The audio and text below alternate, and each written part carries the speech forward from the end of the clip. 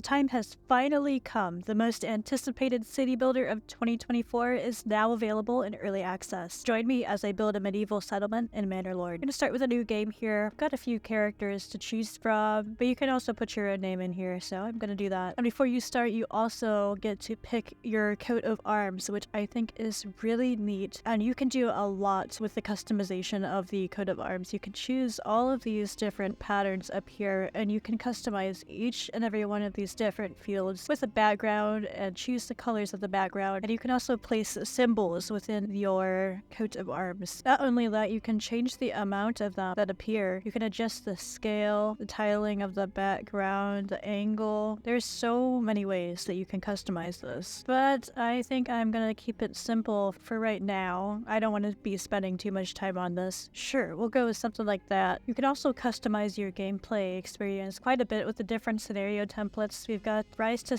Prosperity, which seems to be kind of more laid back. You're not going to have those combat scenarios on this one. The one that I had originally started on was Restoring the Peace, which is kind of a mix between the growing and building your city, and it has a little bit of combat. But the hardest one is going to be the On the Edge. You're going to get raided pretty quickly, so you have to make sure that you are building up your army as quickly as possible. Now, for our purposes, I want to showcase a little bit of the combat, but I also want to make sure that we are building our city up quite a bit. So I'm gonna start off with Restoring the Peace. Now, the first time I played this, I had it on the default setting, and I absolutely got my butt kicked. I had raiders come in and completely destroyed my town almost right away. I'm gonna start off on relaxing just for now, so I can get a little bit more comfortable with it and show you guys what's going on without everybody burning down my town. Alright, so I have learned a lot about what to prioritize in this when you first start out, because if you do it wrong, if you have your priorities messed up, it can be a very, very difficult thing to recover from. So first, before I build anything, we start off with our little settlement camp here, and everybody is homeless basically, and so you take quite a bit of a penalty for having people homeless, so you really do need to get those houses built as soon as you possibly can. I'm gonna look around and try to find the resources we need within our tile. So we have a berry deposit, we have a clay deposit, which is a rich deposit, so that has a lot of clay that's going to be very useful later. You also have wild animals, a rich iron deposit. Ooh, this is actually a pretty good tile, starting out both of these as rich deposits. However, food might be a concern because both of these are not particularly large. And over here we also have a stone deposit. Zooming out here, you can see all the other tiles within the map. These two are the opponent's tiles. So in order to win, I need to quickly be able to claim these tiles. There's several different ways to claim the tiles, but we'll get into that in a little bit. Also, before I build, I want to take a look at the fertility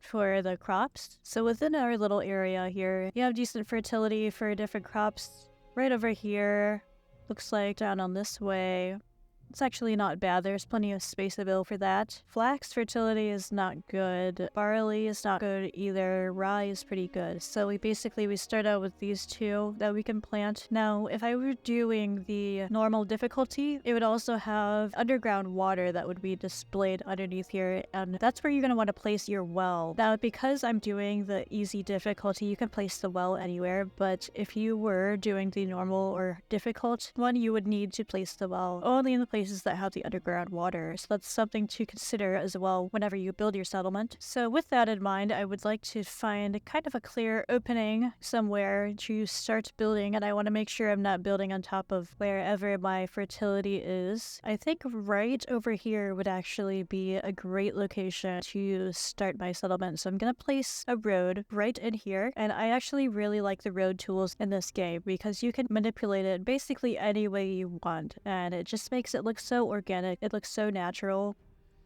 Place it right over there. Now, one of the most important things you need to do right away is make sure you have a logging camp so that you can gather some more timber. As you can see up here with our resources, we have 16 timber. we're gonna need a lot more than that if we want to build anything. So I'm gonna place this down right around where we have the trees. Now I am kind of funny about this. I don't like to have my buildings facing this main road here. I feel like that adds to like the congestion of the road, I suppose. So instead of doing that, I'm going to place it off to the side. So I will place a little path right there, and then I will place the logging camp on that path. I really love the way that you can build in this game. It just seems so seamless. I will show you that whenever I start building the homes and the marketplace. There's just endless amount of combinations, and it all flows so seamlessly to fit in basically any size plot that you have. You don't see that a whole lot in these type of city building games. Right over here is our wild animal. So we want to place the hunting camp in order to gather those. Now you don't want to place it within this red area because that will destroy the habitat. So I usually end up placing that right outside of there. Let's put that right over here. And then I will add a path leading up to that.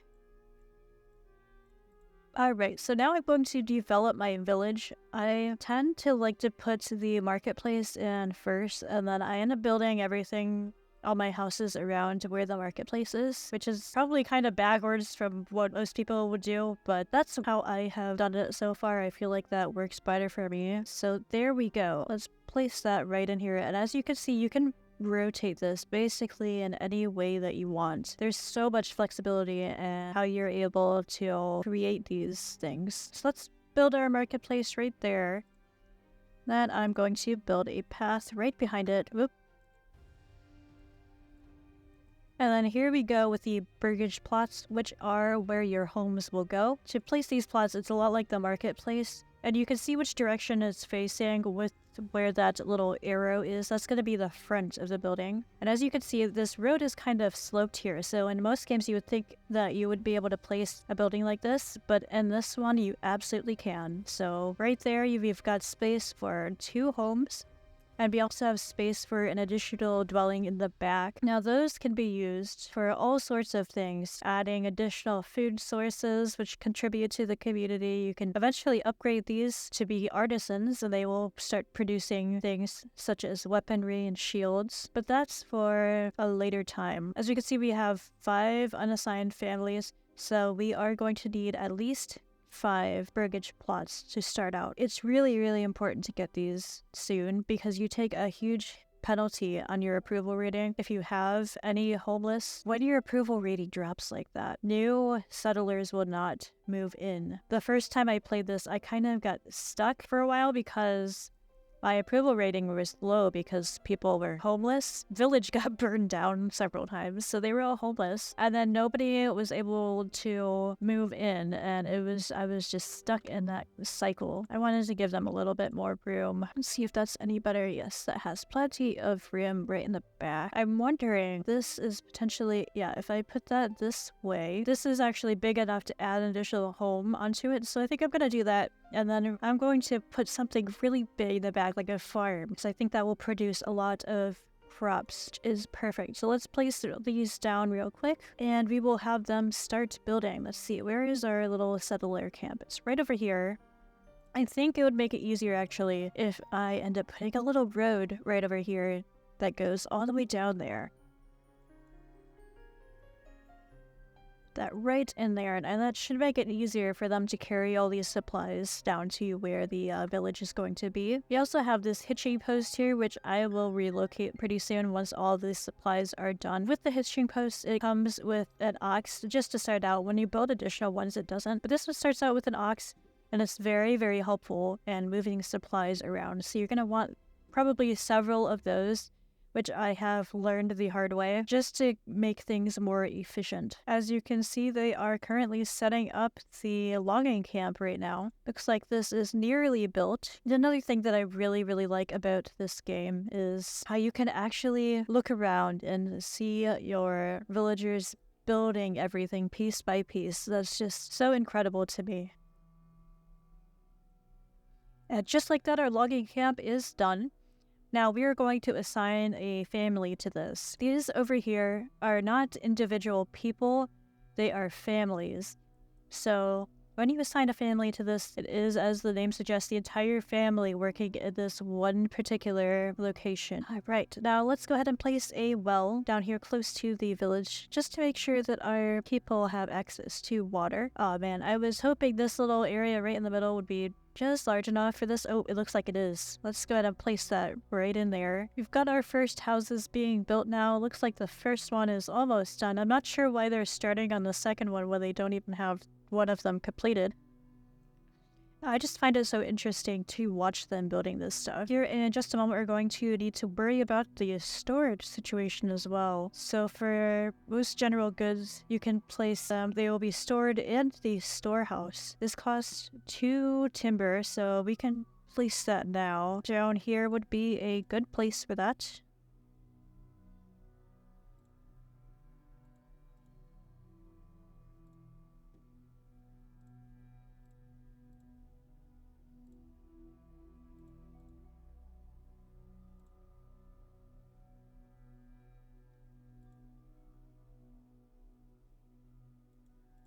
Oh, it looks like they've finally finished one of the houses. I'm not sure why they decided to do that over here, but leave the rest of these unfinished. I honestly haven't seen that before. Usually they do them one at a time. I would also like to get a granary here in a moment. This will help our workers gather goods in order to place them in the marketplace. Just like that, we've reached the next level of our development. So we have unlocked a development point here. Now, in my opinion, one of the most useful ones is for trade. Specifically the trade logistics and then eventually the better deals. These two are essential if you want to be successful. So I'm going to go with the first one, starting out, and that caps the trade costs at 25 coins to open a new route. As we'll see once we get a little bit further in here, that is going to be very, very important for us. Now up here you can see how many months worth of supplies we have. So we have 5 months of food and 5 months of fuel. Now that's honestly not cutting it. I would like to get some more fuel. Now to do that, we're going to have to build a woodcutter's lodge. And the woodcutter's lodge is going to turn the wood into firewood. So we're going to place that right over here. I also want to start gathering some of these berries as well, so we have another food source. And I'm going to connect that up right over here. When you're building, you can set the priority for the construction of the buildings. Now, since I really want to get these berries as soon as possible to stockpile for the winter, I'm going to put this at the highest priority, so that is what's going to get built before anything else. We have our first couple of stalls in the marketplace now, which is awesome. Now, I want to start working on getting these buildings leveled up to the next level. So as you can see, these are the requirements in order to level them up. We do have water access, we have a fuel stall supply, we should be having a food supply. Apparently that's not populated in there yet, but we need 2 different types of food stalls. We need a clothing stall in order to start leveling these up. So let's take a look, and for the church we do need 20 planks. So in order to build that, we would have to back over here and build a saw pit. Now the saw pit turns the timber into planks, so I'm going to place that right along here on the side of the road. We're going to set that to a very high priority. We have 36 timber right now, so we should be okay on that.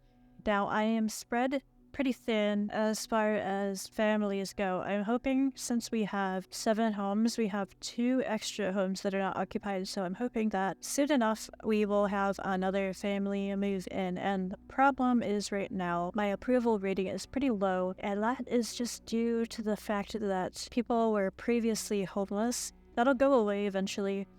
That's why I find it so important to get those homes built as soon as possible, so that penalty goes away and we can start adding new families and expanding as quickly as possible. Now, since we have so much fuel, we have 17 months of stockpile on the fuel. I'm going to turn that off for a moment, and then I'm going to have someone start making planks instead. Oh, and it looks like we've got our first bandit camp. It's right over here. It's not super close, but it is in the neighboring area, so we are going to have to deal with that very, very soon. Let's prepare our army so we can add an army. Now I think we have spearmen right now, so let's form a militia. I only have 10, which is potentially going to be not enough. So I'm gonna wait just a little bit until we've got a couple more families that are moving in, and then hopefully we can go over and attack those bandits. I just don't want to risk losing my people right now this early. Another thing we could do, which I can't do right now, is hire mercenary companies to take care of the bandits. That costs money, which I do not have. I believe this comes out of the treasury, or is it the regional wealth? Let's find that out again. I don't entirely remember. Let's go to hire mercenaries. Okay, so it does look like it comes from the treasury, which of course I don't have any money, so none of these are possible right now, but that's okay. I think we can handle the bandits by ourselves once we get some more people moved into town. Alright, I'd like to see if we can get some planks produced here soon. It doesn't look like any are being produced right now, and we have quite a stockpile of timber, which is very interesting. I'm not sure why this isn't being used. Now I'm guessing it's because the ox is busy. Yes, it is busy taking all of these from this little supply camp all the way back over to the logging area over there. So I'm gonna move the hitching post actually real quick. And I'll put that right over here, and they're going to rebuild that over on this side. And it looks like that I made a kind of a oopsie. I don't have an unassigned family. We do need at least one unassigned family to construct things. So I'm going to take one out of the logging camp just for a moment to build that hitching post over here. We are already getting resources stolen by this bandit camp. We really need to deal with them very, very soon. I am just not getting anybody moving in right now, and I really need that to happen as soon as possible so we can get a little bit bigger of an army. More than 10 people. Alright, so with winter approaching now, eventually this berry source is going to stop. Now, why don't we have anybody in the forager hut? I thought there was someone in there. That's okay, we're gonna have somebody go there real quick and gather what remains of these berries while there's still a chance before the winter completely starts. Hopefully we can at least get some of them. Now we can expand the living space this wasn't, so I'm gonna do that real quick just to add an extra home onto that. Are we making any planks yet? It looks like possibly yes. Yes, we are. We actually have enough now, I think, to build the church. I'm gonna do that just one step. Oop, that's not the right thing. The wooden church, I'm gonna build that. We're one step closer to being able to level up our burgage plots. And I will extend the path right on the side of it. And I think what I'm going to do is I'm going to place some more burgage plots right over here on this side. Alright, with the berries all used up now, I'm going to turn this one off. That will free up another family to do something else. So I think now would actually be a good time to go ahead and put in a tannery. So we've been getting hides from the wild animals, and we can use these to produce leather, and the leather will allow us to have another clothing option. So that is very important. I'm going to place this one kind of far away from the rest of the city. So I'm going to place it along this path. So with our church being built, we are only missing one thing, which is our clothing stall supply in order to start leveling up some of these homes. So we are getting very, very close. Now, on this burgage plot, because it's so large, I think what I'm going to do is put a vegetable garden here. Since the plot size is absolutely huge, I think that's going to produce a lot of vegetables for us. We can also put in a chicken coop on the next one that will produce us some eggs. I'm not going to go too crazy with that right now. I think those two are good enough for right now. Looks like we do have our clothing stall complete now with the tannery finish, and it's just probably going to take a few minutes for that to load in here, and then we'll be able to upgrade some of these. Alright, now let's take a look at how many people we've got. We've got 17 now. I think that is more than enough to take care of that bandit camp, unless it's already gone, because I'm not seeing it.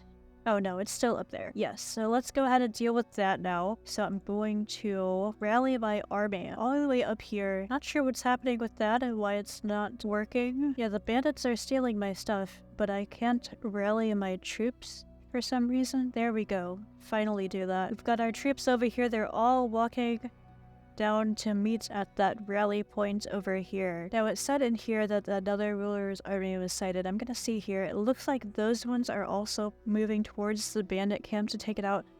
I would like to get that finished first before they get there. It looks like we're kind of nearly equal distance. They might be a little bit closer to it than me, but I would like to reach that before they get there. We are running somewhat low on food now, it seems, now that we don't have the berries, so I'm going to be looking at putting in some fields so we can start farming. Now, I gotta take a look at that and just remember what areas are good for farming.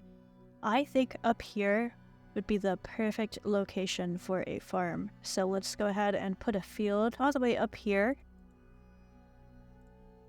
That is quite the large field, so let's go ahead and put a farmhouse in as well so we can get workers started on that as soon as winter is over.